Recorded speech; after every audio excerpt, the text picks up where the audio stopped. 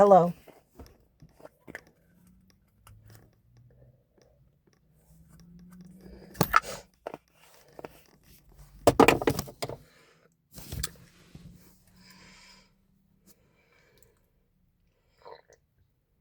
Welcome back to my channel. Here I talk about life, my observations, and I put people on game who may be taking accountability for something that they'll need to be taking accountability for, or pointing out the fact that someone is in some type of abusive relationship and I need them to feel empowered. Um, so here I go. One thing I've learned over the years of trying to be friendly and trying to be open to having friends is that um I cannot be friends with someone who is insecure. Um I don't have time to explain to you why I had to confront my manager about skipping me in rotation, about my schedule, consistently messing up my schedule. I don't have time to explain to you why, you know, I cut somebody off for disrespecting me, telling my business, or doing something, that was a very deep and hurtful betrayal.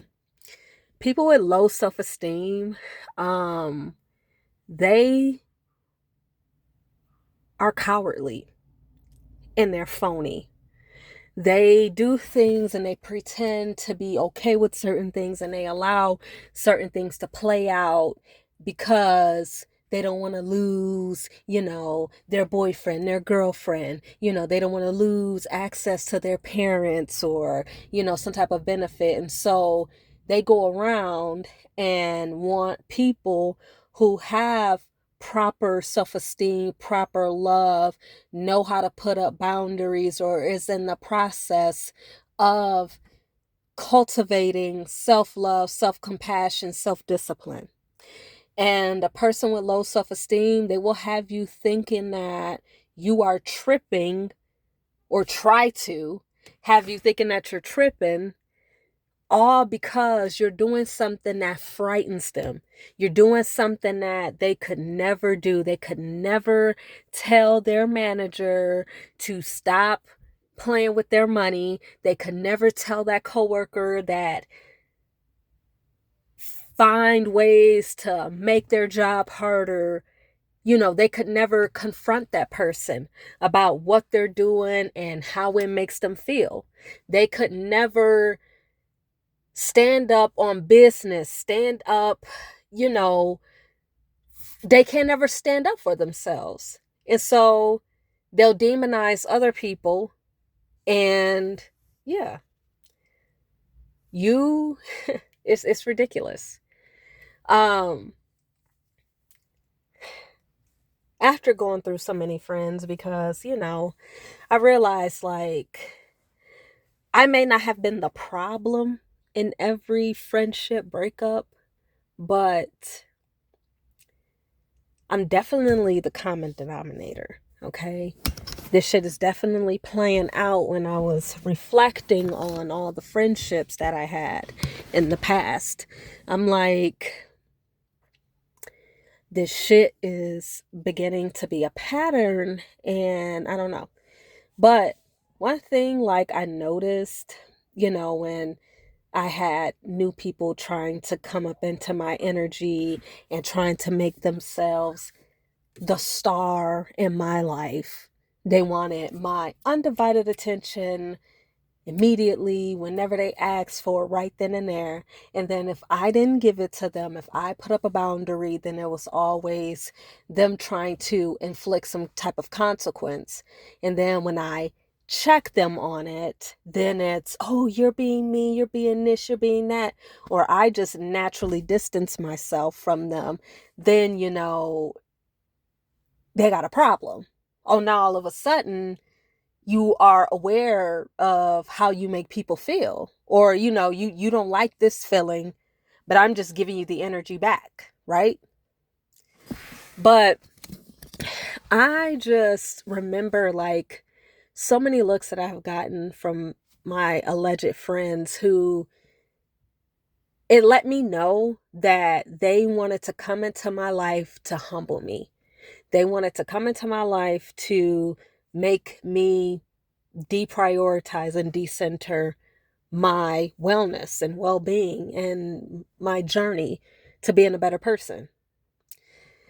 And it was like they would have this like look on their face, and it was like they just couldn't wait for the opportunity to let me know that I'm always having something to say to somebody, letting me know that I am very difficult, letting me know that I'm a bitch, and all this other stuff. And it's like these people, like, literally were pretending to be my friends, but in the blink of an eye, they feel like, because it's like they can't hold it in. Because I'm telling you, the shit used to be coming from left field. And yeah, it just used to bug me. I had this one friend. Now, this person was like very, very churchy. And he had a problem with how confrontational I can be. But it's like, I don't care. You know what I'm saying? Like, for a long time, I physically could not speak.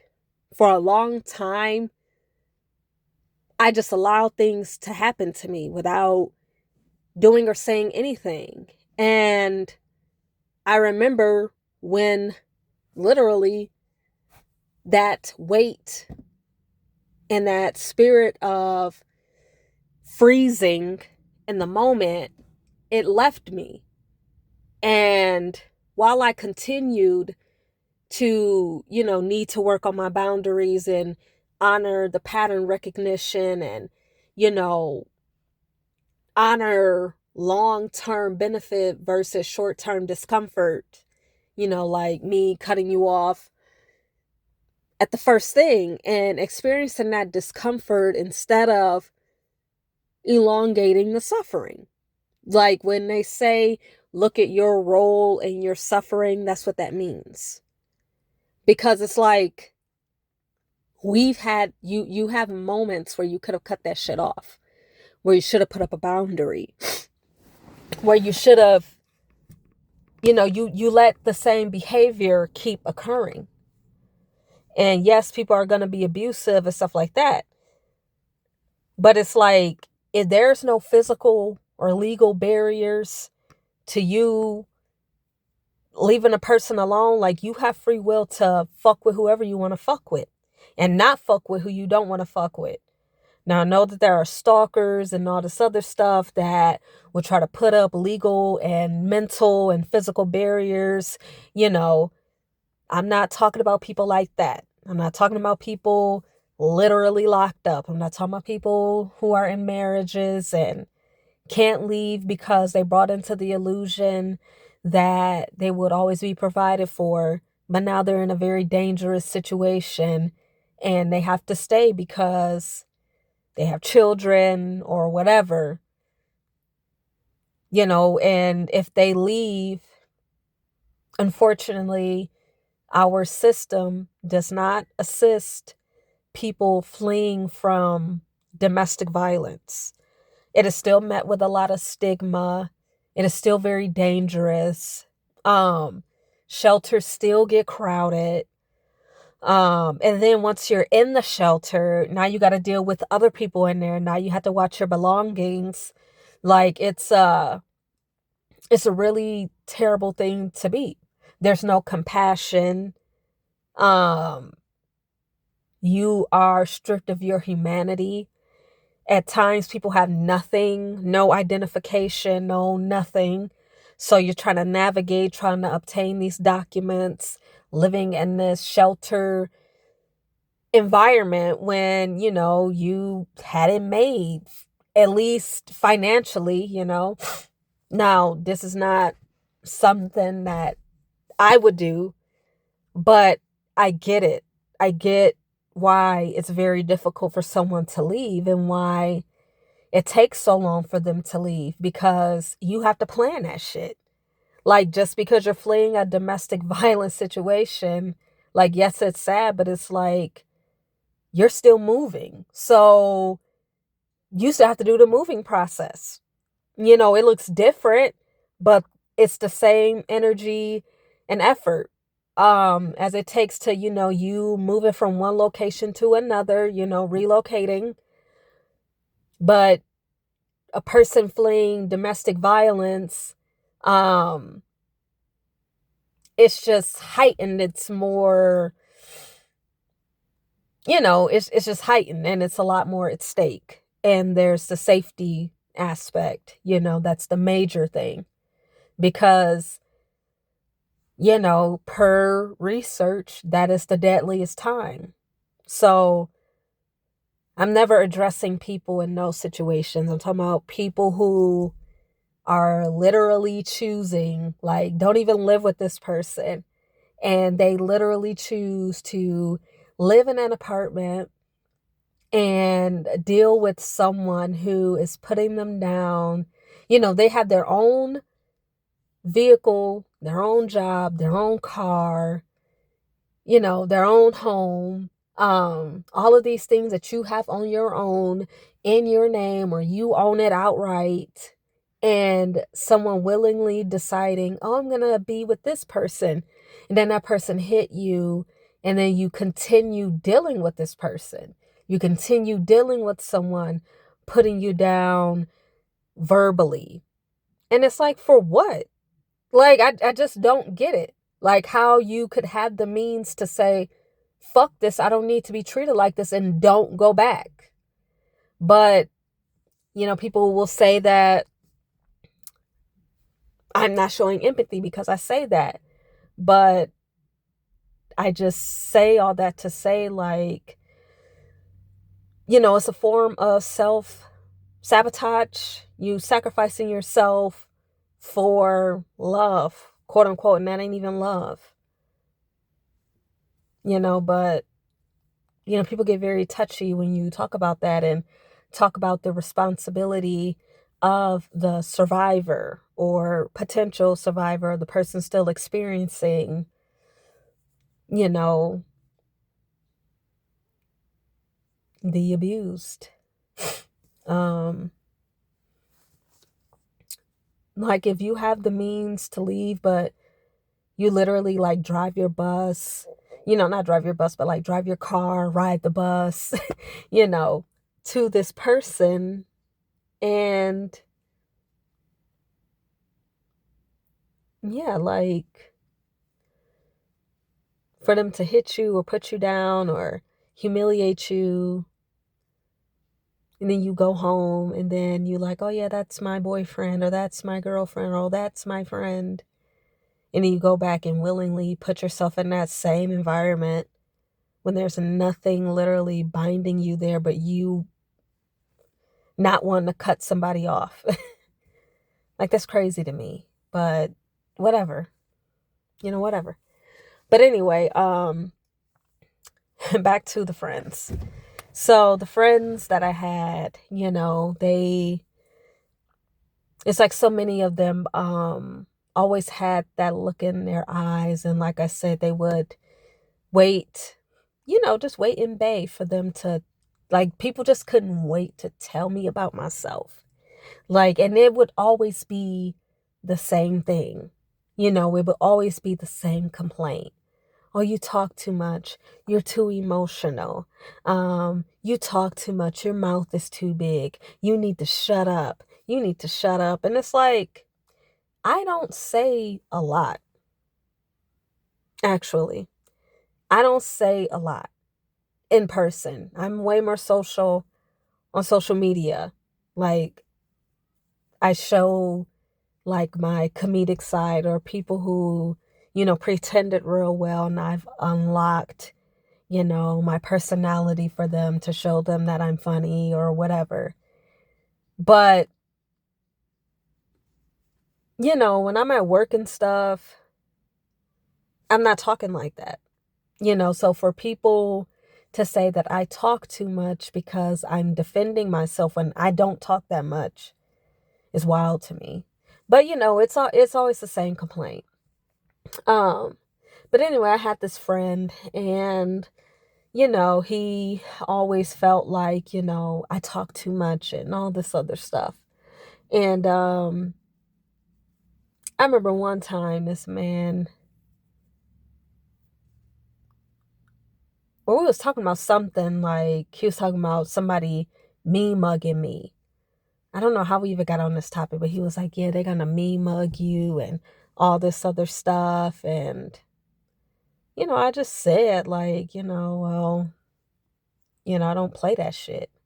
And he's like, somebody's gonna slap you one day. Like, I'm just saying. And I'm like, slap me for what? Because I'm not gonna allow you to like walk up to me. Like, I don't know if he was like telling me about like one of his trips or something like that.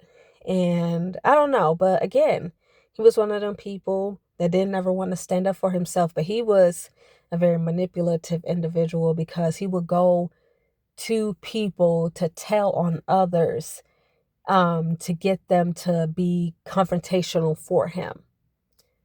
And that's like one of the worst types of people, like a very manipulative person. And so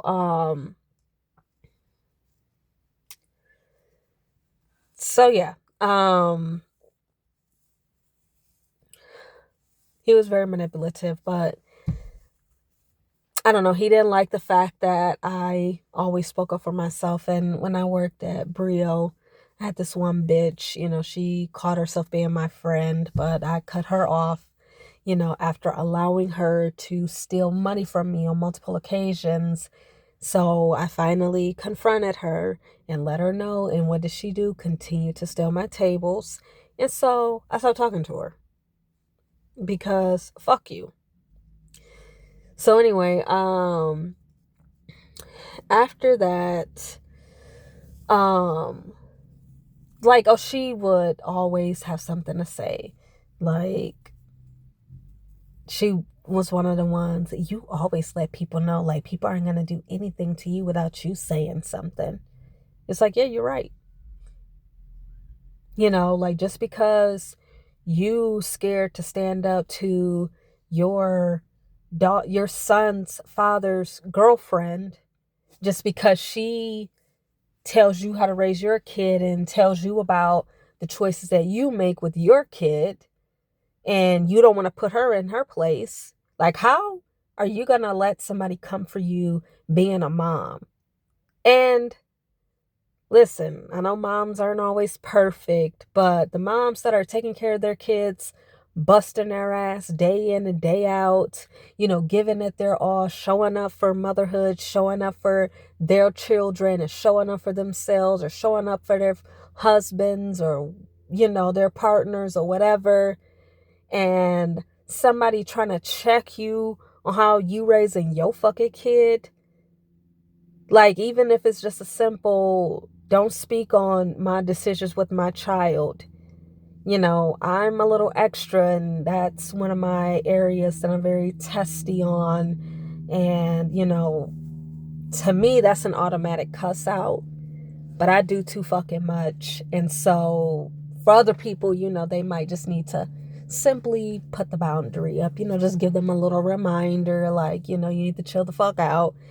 But, I feel like, any mother, anybody coming for them and they're mothering and they've been showing up doing a goddamn good job, sometimes with support, sometimes without, and some motherfucker got the nerve to criticize or say some shit, cuss their ass out.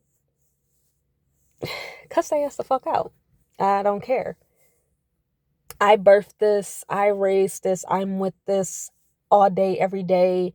You don't tell me a motherfucking thing about my child. You don't tell me a motherfucking thing about parenting my child. Give me some motherfucking money, bitch. If it's such a big deal, we could always use money. We don't need no comments. If you care about my son, give him some money. If you care about me, give me money. I don't need your lip service. I don't need your observations. I don't need your opinion.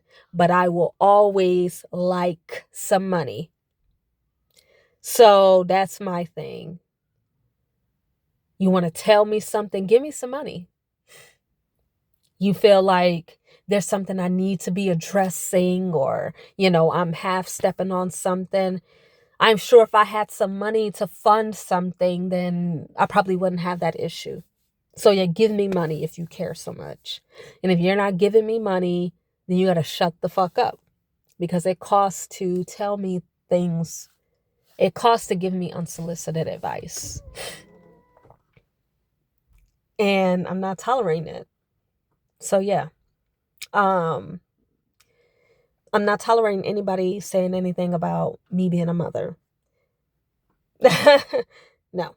And I don't think any other mother who's doing right by their children and themselves, they don't need to be told a motherfucking thing either. And I am in full support of women cussing people the fuck out for criticizing them as a fucking mother, especially when they giving them no help and giving them no money. Fuck out of here. So anyway, you as a woman, as a mother, is allowing some bitch who's dating your son's father, I keep saying your daughter, your son's father. She's telling you all this stuff, and you mad at me because I'm not allowing these managers or these people, our colleagues, to cause harm to me and to make the work environment unsafe for me. Like, you're really gonna shame me for that. That's so fucking interesting. My cousin, the one who, this is not a threat, but we're at the point to where if it comes to fist, then I'm ready. Like, that's where I'm at with her. I'm ready to throw hands with her. Yep, no talking. She is the one person that's like number one on my list of people that I want to fight. She's number one. For a lot of reasons, and I'm going to get into a few right now. But anyway, she's one of them people who has very, very low self-esteem. And instead of standing up for herself and putting up the proper boundaries, she wanted to shame me for doing what she should have done when she was in the same situation. I know I speak a lot about, my aunt disrespecting me, and my entire family disrespected me when I was pregnant with my son. Now, obviously, they didn't just start with the disrespect when I was pregnant, but it definitely intensified. And the thing that, there are many reasons why I'll never deal with my relatives again, but bringing that unprovoked, unwarranted stress to me while I'm pregnant, it's like I'm just not ever going to get over it. And that is the single main factor why I could not ever fuck with them ever again. And I know people think like, oh, it's arrogant or whatever, but it's like, no. Like, being a mother, that is a gift. It is an honor. And I know, how society is, people don't view it as such anymore, or that's lost amongst us. People revered their mothers, their grandmothers, and stuff like that. But, times are different and the frequency is very low. So the appreciation and the self-love is low. So respect and love for others is going to suffer too. So back then and now, motherhood is it's a very precious time. It's a time where, you're doing the Lord's work. You are being a passageway, a portal for life. Your body is doing these amazing things to sustain life. And our current society makes that a very difficult process. And it don't even matter if you have money or not, right? Because that used to kind of save you, like, oh, I got good health insurance. Oh, I make money. I could pay out of pocket. I can go to this type of provider. Like, that don't even matter anymore now. Like, it's crazy that, money does a lot. It does. It takes care of a lot. Knowing that all your bills are consistently paid and you don't have to worry. Like, obviously, you don't have to worry about that. It's there, yada, yada, yada. Having rainy day funds, being able to travel and do the things that you want to do. Like, that is wonderful. That will alleviate so much stress for people. But at the same time, there are things that money can't protect you from, like racism, like medical racism, misogyny, childism, and I'm not going all into everything, but our society does not value motherhood, pregnancy, families, children like they should. And so, no woman should be stressed out while pregnant. Women should not be dealing with that. They should literally be pampered. They shouldn't even be working. That's my opinion. I don't think, this is from a person who worked through both my pregnancies. I don't think women should have to work. I think that when a woman is pregnant, she should be taken care of. And then when she gives birth, that she should get a stipend from the government. Like, obviously more, and then maybe it decreases over time until the child is 18 or 21. But I believe that our government, then they have the money and the resources. It's just that, things have to happen. The system have the system, so any type of thing that is natural, that brings forth life or whatever, advancing the human race naturally, they're going to make it very difficult. But anyway, during this time, I should not have had to experience the things that I experienced with my relatives. My relatives had no right to say the things that they did and act the way that they acted. And in no way during both pregnancies did I ever act unsafe or say anything unsafe. I did not do that. I did not ever give the impression that I didn't have this handled. I did not give anyone the impression that, I was worried about taking care of my son. I never once let that slip out of my mouth because I knew that wasn't a thing. That was not my reality. Like, I know I got this. Like, yes, I'm very thrown off and shocked. And I'm like, oh shit, I was not expecting to be pregnant during grad school, whatever. I did not expect to be going into motherhood this soon or whatever. But it's like, I am 25. So, yeah. So,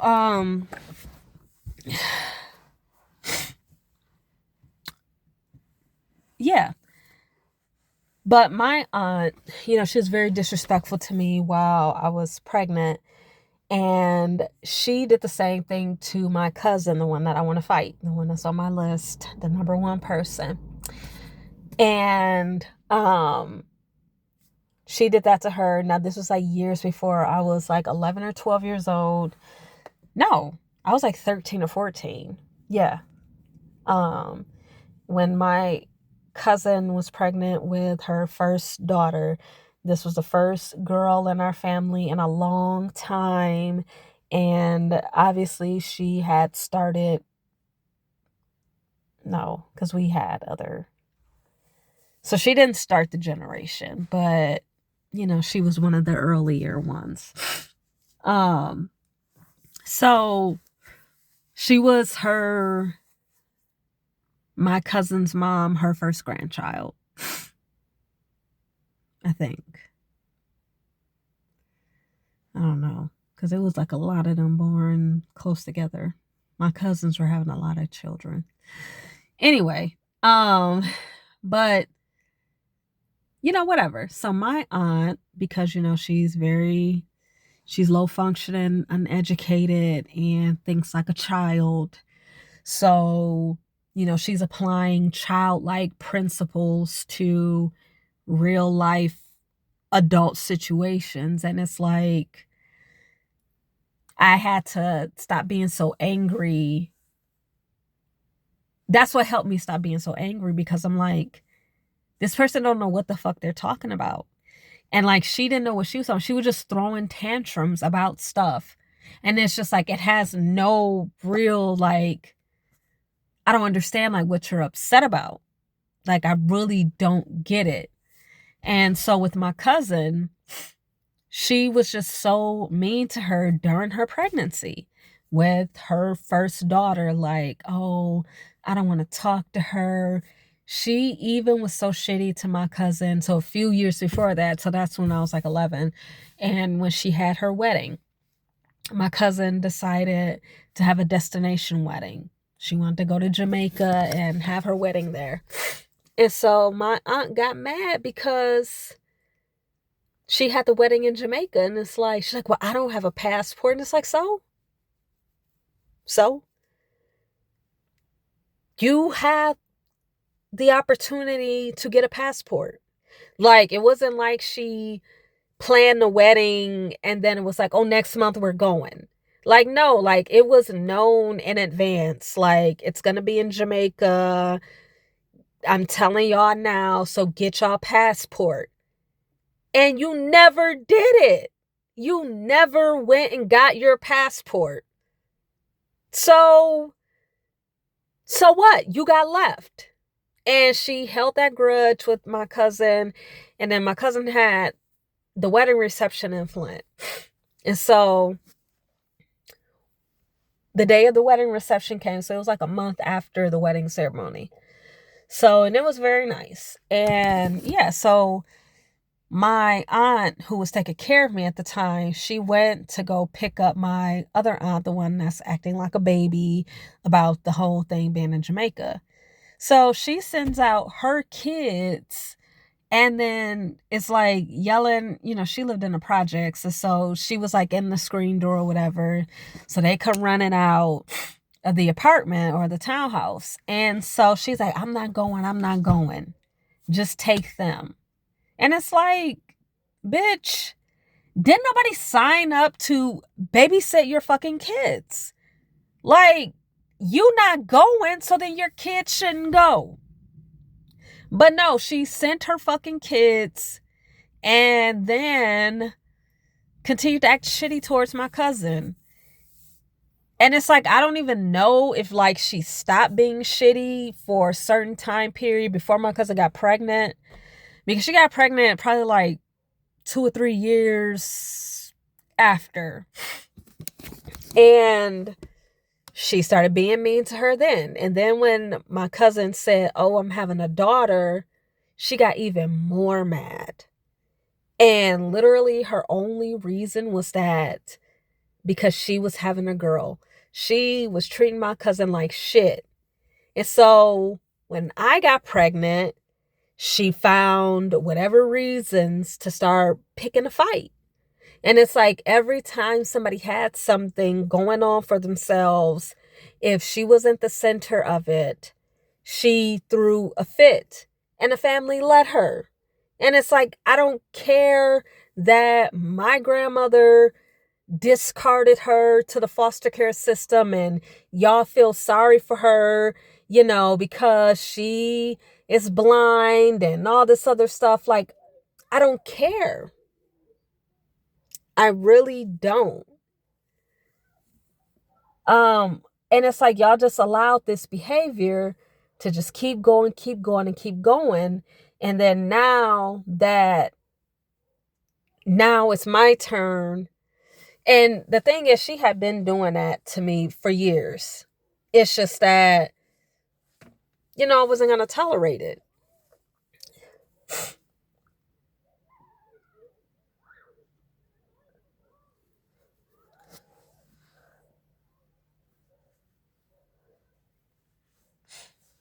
So I just wasn't going to tolerate it like my cousin did. And my cousin was the main one with the problem. She didn't like the fact that I was posting about it on Facebook.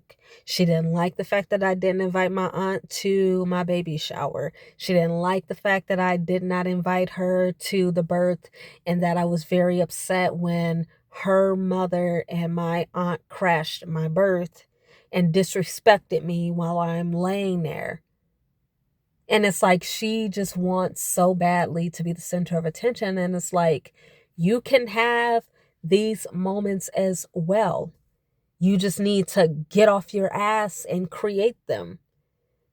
If you want to be with a man and he be happy that he got a baby with you instead of being with these men, lower class men who do not give a fuck about being a father and left you with a baby, I'm sorry that you experienced that, but again, like, that's your fault, because before you became a single mom, I'm sure there were signs glaring, and this person, they're not a person that can hide themselves very well.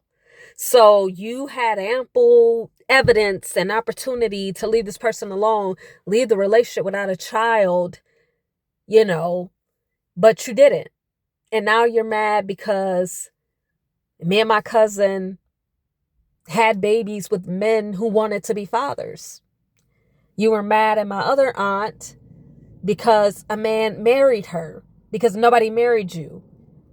But you wanted to make it about, oh, you didn't put me in your wedding. But it's like, you can't even take care of your children. So then why would your older sister burden you with, oh, be a bridesmaid for me? I know you're already struggling. No. And if you wanted to be considered to be a bridesmaid, you should have made sure you had the means. And she didn't show up to my aunt's wedding. Just like such a fucking crybaby. Crying about, oh, well, my birthday is Christmas Eve and I don't ever get a party and I don't ever get nothing. But it's like, the family has literally helped you raise your fucking children. You've dropped your kids off with anybody and everybody and just expect them to take care of them. And people do it because they're kids and they shouldn't have to suffer because they got a sorry ass mama. Like, a little ass fucking kid. Like, that's what the fuck she is. Just very dumb, very uneducated. Zero social skills, zero emotional intelligence. But, let my cousin tell it. She's just giving you advice. Was that what she was doing to you too? When she didn't show up to your wedding? When she disrespected you your whole entire pregnancy, when you had to start off your marriage being disrespected by her, and then your own mother who didn't even like your husband. So you got two people in our family. The two people who started shit with me, and I stood up for myself. But you bitch, but it was easy for her to come up against me because all of y'all are against me. And it's like, for her to always have, this insight, like, oh, I don't want to keep the generational curse of abuse going in our family, but then turn around and abuse me, bitch. Turn around and say, oh, the things you went through in life weren't that bad. Yes, the fuck it was. It was that bad, bitch, and much fucking worse. For you to sit there and disregard the things that happened to me while being educated in trauma, while claiming you're actively breaking generational curses, but you don't want to support me, bitch. Like, bitch, fuck you. And that is why she is number one on my motherfucking list, because she's so fucking phony. And I'm not even going to say like, oh, you hide behind that church shit. Like, no, you hide behind that, talking that shit about you trying to break generational curses and you doing this and you doing that, and you're not going to raise your kids like this, and you're not going to have your kids around that, and you're going to teach your kids this, you're going to give them all these experiences, yada, yada, yada. And then when I am on that same motherfucking time about my son, because I don't want my sons to ever have to live through the shit that I lived through. So it's going to look different. It's going to mean that I'm going to have to put up boundaries with people, and I'm going to have to do this and do that to make sure that my children stay safe. But you want to say that I'm being arrogant, say that I don't listen, say that I'm being very dramatic. She said that I was a coward and all of these things, just because I'm not accepting the bullshit, because you had low self-esteem. And so when you experience the same experience that I am having with the same people, you took the coward's way out. And then you wonder why, you had stomach cancer. That's a very emotional disease. But okay. Because I want to name the people who abused me, and I'm angry about it, and I'm talking about it. And just because you feel a lot of shame and you don't want to disrespect your mother for being very abusive towards you.